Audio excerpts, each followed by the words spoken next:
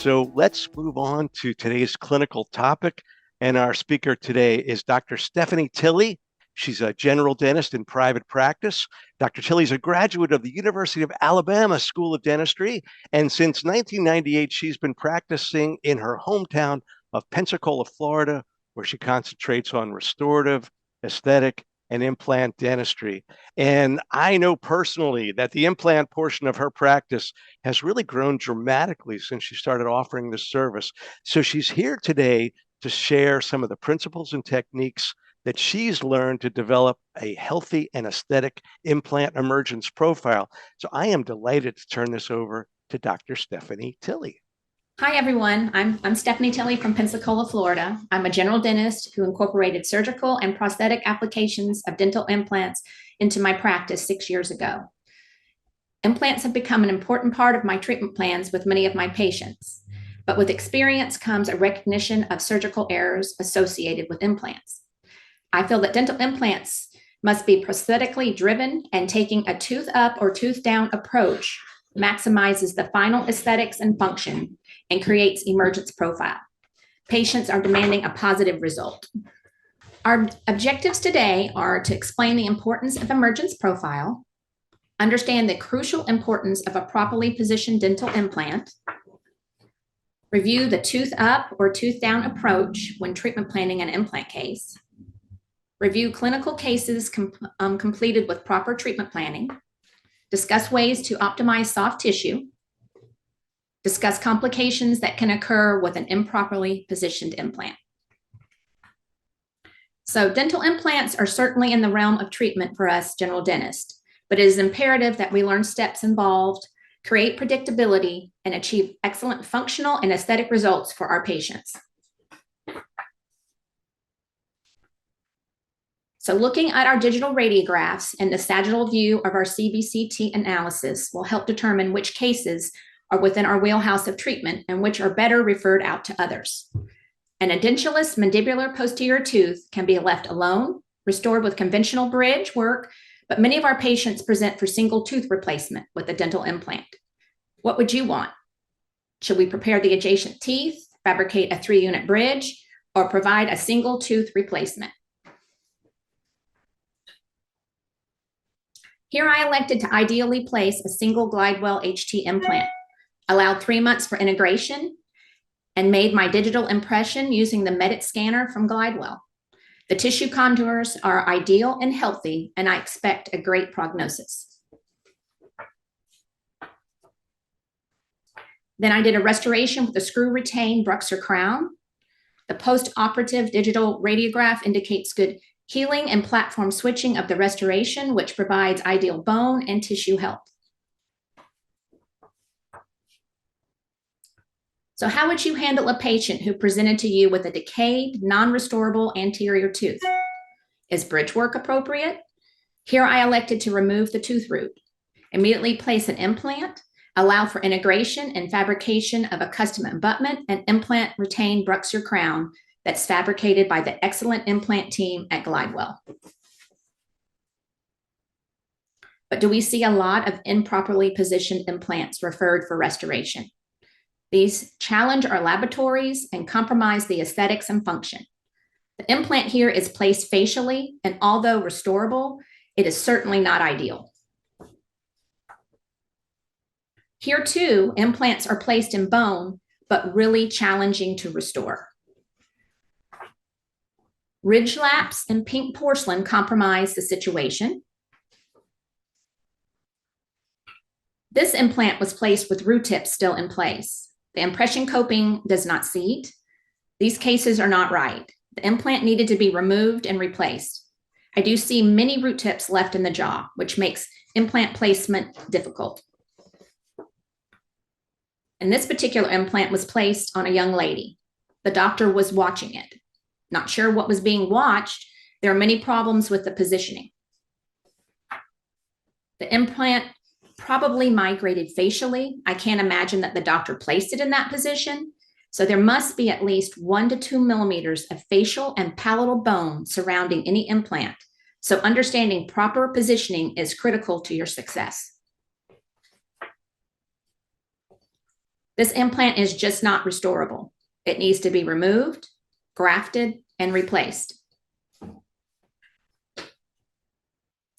Here the implant is placed subcrestal. Actually, there was a facial defect and the implant was flush with the crestal bone on the facial, but too deep to restore. It needed to be removed, grafted, and replaced.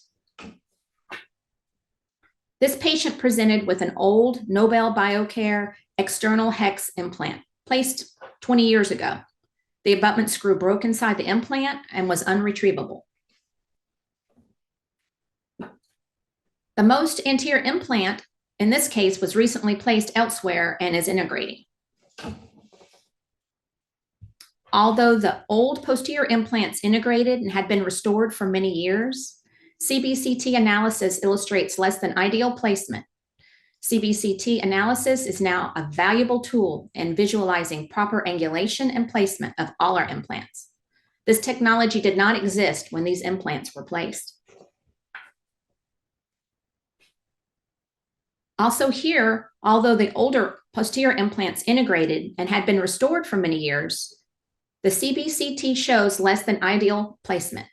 We now have the tool of CBCT for all our implants, and upon analysis, would not have placed implants in this position. Once again, the technology did not exist at time of placement. Here, a patient presented with an implant crown in the maxillary right central incisor. It was done years ago and was acceptable, but CBCT analysis indicates the facial positioning. These issues need to be addressed with our current technology and abilities. This does not have to happen today.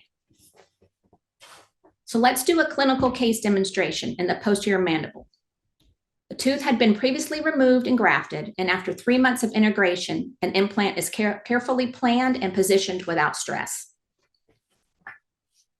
The digital radiographs are essential in implant planning and placement. I always evaluate the mesial and distal dimension, determine if there's adequate space for a tooth replacement, and I'm always thinking tooth first, and then determine implant placement to support an aesthetic crown. A pilot burr is used to break the cortical plate and determine mesial distal angulation. Any discrepancies are easily corrected at this step. Once again, think tooth first. The next diameter pilot burr helps in proper angulation. Ideally, the implant is placed in the center mesial distally and along the central groove, area of the adjacent teeth. This is not always possible, but I try to establish the best position with available bone. Using the apices of the adjacent teeth is a great safety net. Being in control and understanding vital anatomy is imperative. I just don't go longer than the apices of the adjacent teeth. And once mesial distal and facial lingual directions and depth are established, the osteotomy burrs are used to widen the widest portion of the Glidewell HT implant, and it's positioned at the crest. These burrs are actually 1 millimeter longer than the implant itself, which provides us another safety net. Then the final osteotomy burr is used, and then the implant is positioned, and the final position is at the crest of the ridge. And if a minimum of 25 Newton centimeters of torque is achieved in the placement, this can be a one-stage surgical procedure and a taller healing abutment is placed. This is slightly above the soft tissue and eliminates the need for future anesthesia and uncovering. And after 3 months of integration, an impression coping is placed and an analog impression made. And the team at Glidewell fabricated a custom titanium abutment, which is torqued to 35 Newton centimeters. And the final implant retained crown is cemented. Now let's look at another mandibular molar situation. This non-restorable mandibular molar tooth requires extraction. The tooth is removed and grafted, and you can note that radiolucency look of the graft material immediately following placement. However, after a short 3 months of integration, there is a definite objective change in the opacity of the bone. Remember, initial stability of our implants are on the apical 2 millimeters, and bone turnover occurs from the apex towards the crest. So there is more turnover and more opacity in the apical 1/3 of this radiograph. The site is ready for a single implant placement in this additional space. There appears to be adequate facial lingual dimension for implant placement. And taking the tooth down first approach means that the implant should be placed in the center, mesial distally, and ideally along the central groove of the adjacent teeth. So using a Sharpie to determine field goal post helps me determine the best angulation. Note here too, there must be a minimum of 2 millimeters of attached gingiva on the facial aspect of any implant. This should be visualized or created. Same with the central groove area. The Sharpie helps me visualize the best position that the bone will allow. And using the Glidewell HT surgical kit, the pilot burr is used to create the initial osteotomy through the cortical plate and helps in the ideal positioning mesial distally, facial lingually.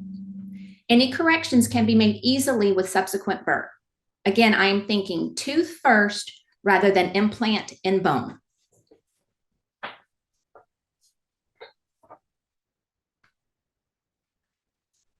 And a periapical radiograph helps me in angulation. The dark space on either side of the burr should be nearly identical. Any corrections are easily made here. And a flapless approach was done here, so a tissue punch removes the tissue over the implant site. Again, CBCT analysis helped me determine vital anatomy and available bone, and there is a definite band of attached gingiva on the facial aspect. Here, the tissue is removed. And next, the angulation and depth is determined within the 2.4 millimeter diameter pilot burr. Angulation was corrected and evaluated. And tissue depth is measured with a perio probe. The 3.0 millimeter diameter osteotomy burr is a wonderful burr. In this system, each diameter of osteotomy burr has individual depth marks. There is a mark for the 8, the 10, 11.5, 13, and 16 millimeter long burrs. This makes visualization simple and effective. The 3.0 millimeter burr position is evaluated. The apices of the adjacent teeth are used as my stopping point for depth. Subsequent osteotomy burrs widen the site. Angulation and depth have been predetermined, so these burrs only widen. I like to evaluate position at each step, so a radiograph is made with the osteotomy burr in place. The radiograph illustrates correct position for a tooth down approach. The osteotomy is widened with a 4.3 by 10 millimeter osteotomy burr. And again, a radiograph is taken. And the burr position is evaluated. The final 5.0 millimeter osteotomy burr widens the site. And position is evaluated. And a radiograph illustrates the ideal position. If the bone is hard, sometimes I take a tap burr. It's used to create the threads. Implants cannot be over-torqued, which could lead to tension necrosis and failure.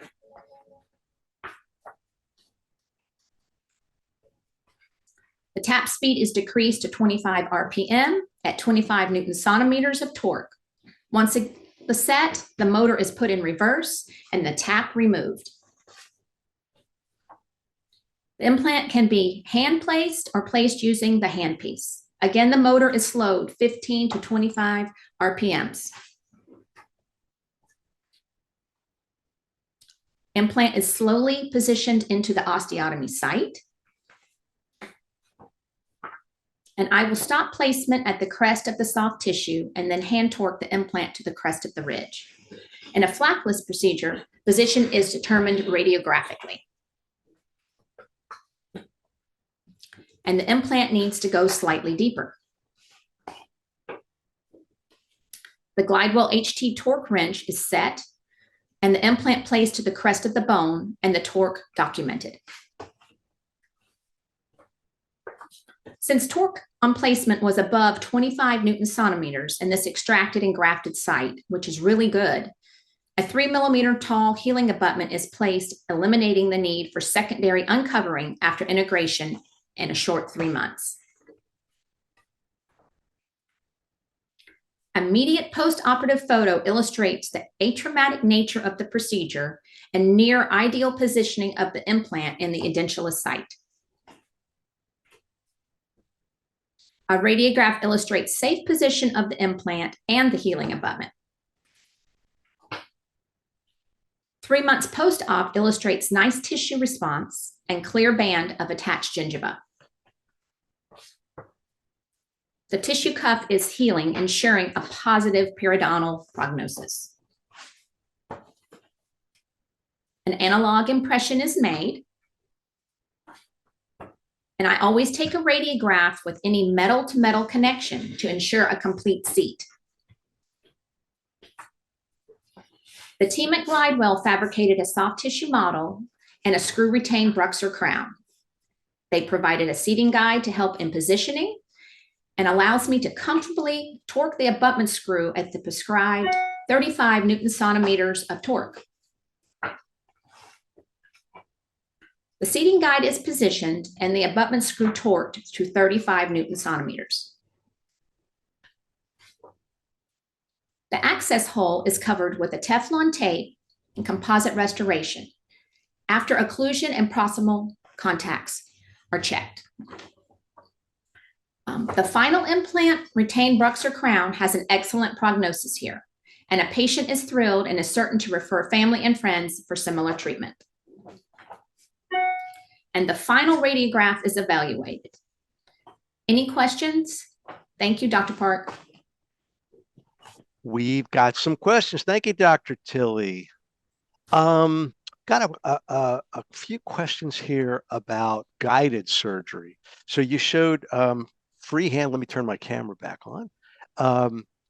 You showed some freehand cases. Do you sometimes do guided surgery? And if so, what is your criteria for using guided surgery?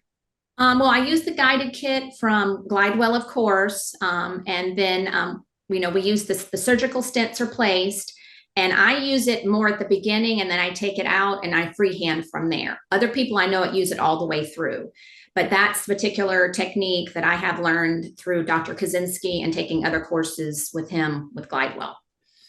Okay, and you said a couple times that you try not to go further apical than the apices of adjacent teeth. I mean, sometimes that's really not enough bone, right? Especially if you've got a compromised periodontium. I mean, is there another criteria for how deep you would go? I always, with the CBCT analysis, look at where the location of the nerves or the sinus cavity is. And based on that, I determine whether I'm going to do the case or I will refer it to a surgeon where maybe bone or sinus augmentation needs to be done. Gotcha. Okay, good. And like, so how long have you been placing implants? I started 6 years ago with Glidewell. Came and took a course with Dr. Kaczynski in Louisville, Kentucky, and we haven't looked back since. And what are most of the cases that you're doing? Because I know you have a very well established dental practice, so you're working on your existing patients. What kinds of cases have you selected? Majority are single individual implants, sometimes implant bridges. We do overdentures, screw retains. It just depends upon who walks in our door. Right. Majority are singles. One of the things that really distinguishes somebody that's successful when they get started is case selection, right? Which cases are right for you? Tell us about some of the cases that you don't do.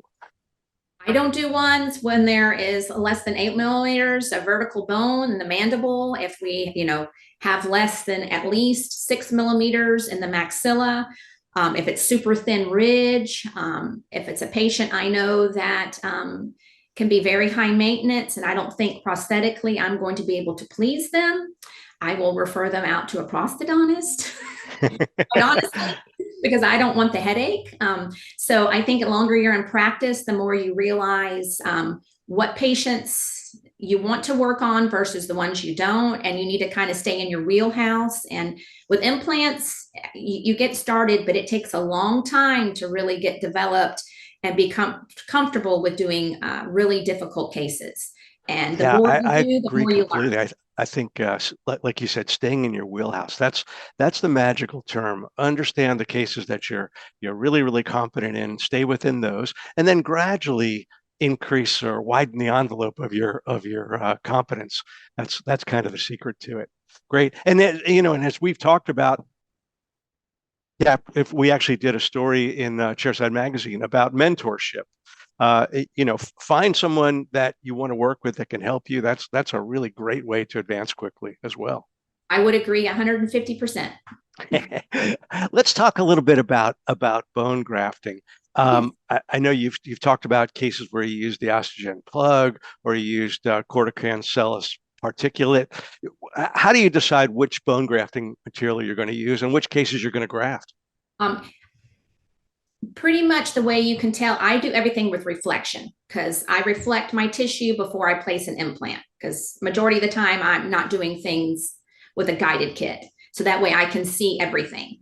And based on where I have defects, if I have something over 5 millimeters, I've got to add the allograft and a membrane always. If it's smaller than that, I can use osteogen. Sometimes I combine osteogen along with the allograft and with the membrane. Because if you have a wall missing, you have to replace the wall or the implant is going to fail. Got it. So it's really based on the size of the defect and the number of walls that are missing. Yes. Great point. Okay, I've got some questions about your Sharpie technique. Everybody Oh, loved the Sharpies on okay. the buccal walls of the teeth. Can you tell us a little bit about that? I'm always about visualizing, and that's the way that Dr. Kaczynski taught me. And if you can see it, we can teach it, but you have to see it, is what he always says. And that takes a while to develop with your eyes. So not only are you looking at the hole you're drilling at, you have to look at paralleling with the teeth next to it because we're always thinking tooth down or tooth up, depending upon which arch we're in. So if you have those lines, it helps you to line your burr up in the middle to parallel, kind of like when you parallel the edges of a bridge when you're prepping it. And you do the same thing when you're doing it for placing an implant. And then along the central groove, if you have it, it allows you to see once you've taken your radiograph whether your burr is in line with that because you can get disoriented very quickly when you're down in the bone without having tooth structure there. Exactly, because your drills are quite long. So you Yes. really have to take some concentration to And make you, sure you're lined up at the right angle. I love the Sharpie technique. it's And great. it's not a special dental Sharpie, right? It's just a regular old No, Sharpie. we go through them quite often, and especially in tight spots. Yes. Okay. What about emergence profile? You mentioned that the implant system, the Glidewell HT implant system that you use, it does have the ability to create this better emergence profile. What is your technique for creating a natural and aesthetic profile? I'm always thinking tooth down or tooth up. Once again, you have to look at the adjacent teeth, look at the levels of the gum tissue, especially if you're in the aesthetic area. And with practice and time, sometimes you might place one and go, ooh, I could have placed that a little millimeter this way or that way. And with doing more and more, you realize, you're trying to create that perfect smile instead of just looking where the densest bone is. So if you start treatment planning that way, it really makes a difference in the final emergence profile. Okay. What about the diameter of the implant? For example, if you're doing a big mandibular molar and you're using a 3.5 millimeter implant, it's kind of difficult to create a nice emergence profile. Does the emergence profile of the final tooth affect your choice of implant diameter? I usually pick implant diameter when I start treatment planning the case before I drill. You have to look at the available space between teeth, you know, and then also what you have buccal to palate or buccal to lingual. And based on that determines how wide, and you have to kind of gauge it based on what the natural size of a molar, a premolar, a canine, a central, or a lateral would be. And if you use that as your marker to go by, it really helps define what it should be. Because sometimes in a space, an ideal molar may not fit because a patient has had movement of teeth mesially. So you have to make a smaller tooth. And that's what's so great about Glidewell's lab. They will call me on the phone, say, what do you think about this? We need to adjust this to get the maximum facial aesthetic profile. Got it. Got it. Okay. Apparently, one of the questioners about the Sharpie was talking about a mark on the buccal gingiva, and I did not see that. What Oh, was your rationale behind using the Sharpie to mark on the buccal gingiva? that is trying to show to make sure you have enough attached gingiva on the facial aspect, because you have to have 2 millimeters on the facial aspect. Otherwise, the patient is going to start having tenderness because the implant will be more on the mucogingival area. So the way to learn where that line is you do an infiltration in the mucosal area. And as that bubbles up and where it stops and creates a delineated line, that is where your attached gingiva starts.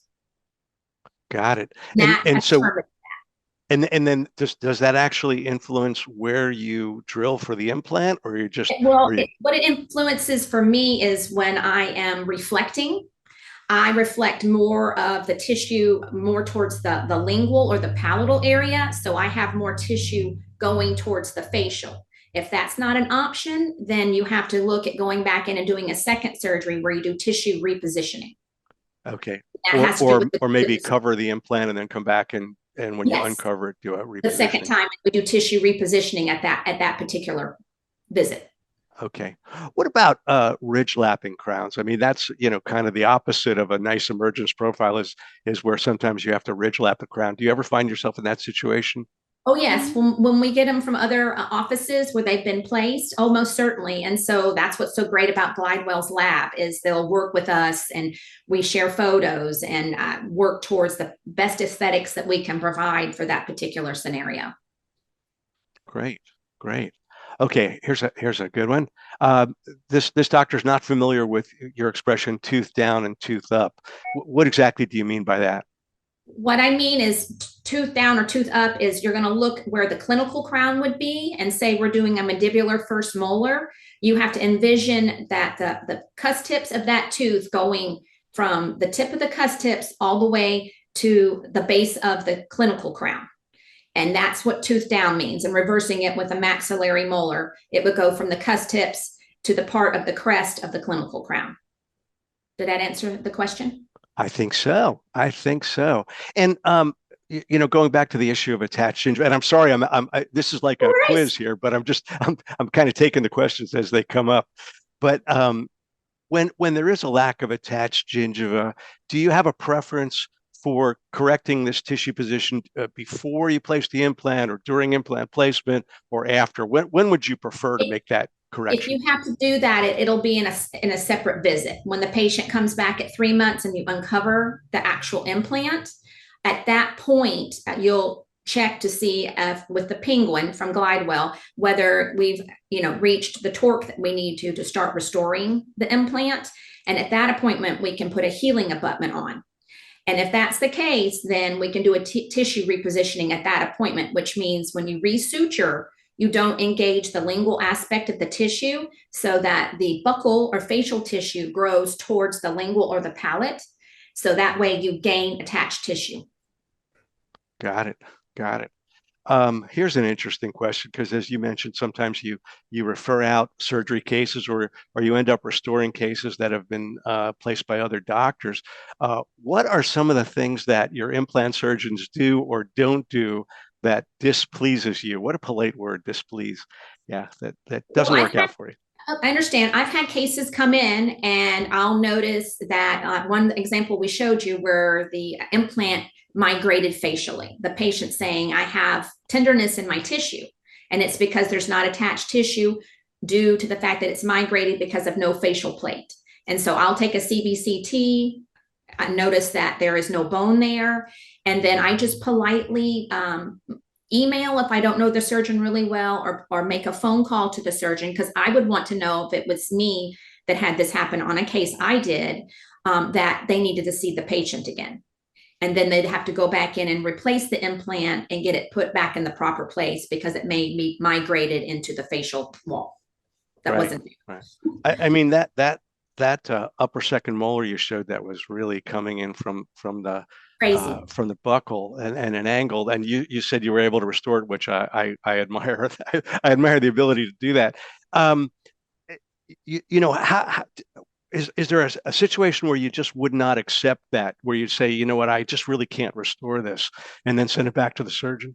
Oh, certainly. Yes, most certainly. But then I have cases because I live in Florida. We have a lot of snowbirds that come down here. And if they've moved down here, they don't want to go back up to a surgeon up there. So if you feel capable of removing the implant with a trephine, you can do so, or send it to the surgeon, get it grafted, wait, and then you replace the implant again.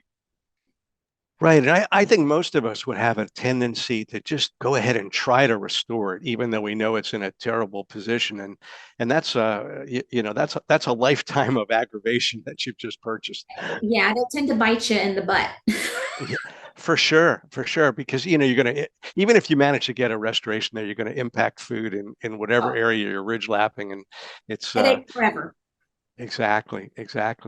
Um, Here's an interesting question. So if there's, let's say, 6 millimeters less crestal bone, you know, that typical thing where they lost a lower first molar, and now there's that dip, that valley in the bone architecture. Uh, would you, is there any way that you handle that, or would you just go ahead and try to graft that vertically to try to improve the vertical level? I would send that situation to the surgeon for a block graft. I wouldn't have any part in that myself. If I don't have Right. at least 8 to 10 millimeters of vertical bone in the mandible, I don't touch it. It's my, Right. yeah, that's the safety net there. Two Gotcha. millimeters from mandibular canal. Okay. Um, Got an interesting question here about a complication, and this is probably something that almost all of us have faced, where an implant crown has been broken off, and the screw is still in the implant itself, right? Yes. This doctor has already gone ahead. The first thing we tell him to do is cut a slot and try to use a slotted screwdriver to remove it, but in this case, it hasn't worked. Any thoughts on how to proceed with that? Another option is to take like a surgical 557 and try to go in the center without touching the implant and just hitting the actual screw to see if it'll unwind itself. And if it doesn't, then the implant's going to have to come out. Yeah, I mean, most of the time when the screw is broken, there is no longer any torque on that screw. So if you get some kind of a purchase point, it is possible to remove it. I've also had luck over the years in using just an ultrasonic tip, and Yes. just touching the ultrasonic tip to that broken screw fragment, and see if we can get that to move a little bit. But yeah, it's tough. Oh, you know, and if you are going to go and use the 557 burr technique, you want to try to stay away from or you definitely want to stay away from the threads, those internal Yes. threads of the implant, so that you don't make the implant non-restorable. But that's uh, removing the implant's a last resort. A lot of patients frown on that. That's not Sure. really why they came into you. So try to avoid that. But yeah, the only other thing the next thing I would say is to try the ultrasonic. Okay, here's a good question. What about patients on blood thinners? And the way the question's asked is, any contraindications for patients on blood thinners? And we would say positively yes. Oh, Okay, yes. so what is your technique, or your plan when someone comes in and tells you they're on blood thinners? I have to have a release from their medical doctor and how many days that they have to come off of the blood thinner, and then when they go back onto the blood thinner. And that's Okay, completely up to their medical doctor. and do you do a prothrombin time or a clotting time test before you will do the surgery, or you just accept from I from the accept from the MD? medical doctor. Okay. I have that in writing and scanned in their chart. Okay. And here's another restorative question. What's your preference, screw retained or cemented restorations? I prefer screw retained, but it really has to do with how much vertical opening they have. If there's not enough, then they have to go to a cement retained. And working with Glidewell, they will call and say, hey, we have to go to this cement retained instead of a screw retained. But I prefer screw retained if at all possible. Okay. It's interesting, but in some cases, actually, you require less vertical with a screw retained, right? Because with cement retained, you have to have a custom abutment, and then you need 4 millimeters of the wall height to get that cement to retain. So yeah, that's a great point. You definitely want to look at the vertical. Very good. Well, this was a great lecture. We saw a lot of nice cases, and you did a great job answering all those tough questions. Thank you. Questions? And we appreciate it. We thank all of you for joining us today, and thanks again to the panel for their insight. And be sure to join us next week when Dr. Kevin Suzuki will be returning, and he's going to talk to us about the why of crown lengthening. So be sure to join us then. Dr. Tilley, thank you so much for joining us today. We appreciate it, Thank you. and have a great week, everybody. Take care. Bye-bye.